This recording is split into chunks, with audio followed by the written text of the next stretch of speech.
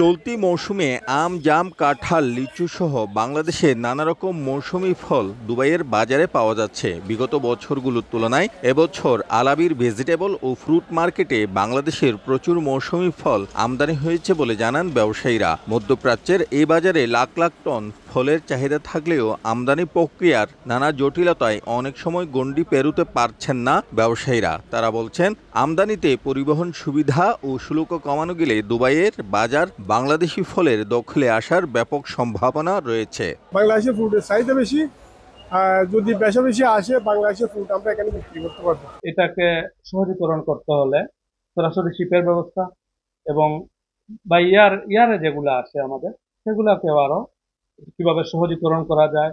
War house বাংলাদেশের বিভিন্ন সমস্যা রয়েছে, সেগুলোকে কিভাবে সমৃদ্ধ করা যায় এবং এটাকে ব্যাপকভাবে করতে হলে এখানে প্রবাসী বাংলাদেশি যারা রয়েছে তাদের সাথে সরকারের একান্ত আলোচনার ব্যাপার রয়েছে। সরকারের কাছেও আবেদন করবো, বাংলাদেশ সরকারের কাছে যেন আমাদের এই সবজি ফ্রুট রপ্তানির মধ্যে ফ্রেডের পুষে একটু কমানোর জন্য এয়ারলাইন্সগুলোকে চাপ দেয়। ব্যবসায়ীরা জানান, বিদেশি ফলের পাশাপাশি মধ্যপ্রাচ্যের এই বাজার দখল করতে পারবে বাংলাদেশের সুস্বাদু ফল। এতে বিপুল পরিমাণ কর্মসংস্থান সৃষ্টির পাশাপাশি রেমিটেন্স প্রবাহ বাড়বে বলেও জানান ব্যবসায়ীরা। সরকার আমাদেরকে সাপোর্ট করে আমরা ভালো চাহিদা আছে। চট্টগ্রাম বন্দর থেকে দুবাইয়ের জেবল আলী পোর্টে কন্টেইনার জাহাজ চলাচলের ব্যবস্থা করলে মধ্যপ্রাচ্যের দেশটিতে বাংলাদেশি পণ্যের সমারোহ ঘটিয়ে অর্থনীতিতে ব্যাপক অবদান রাখা সম্ভব বলে মত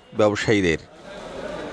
শিবলাল সাদিক, সময় সংবাদ, সংযুক্ত আরব আমিরাত।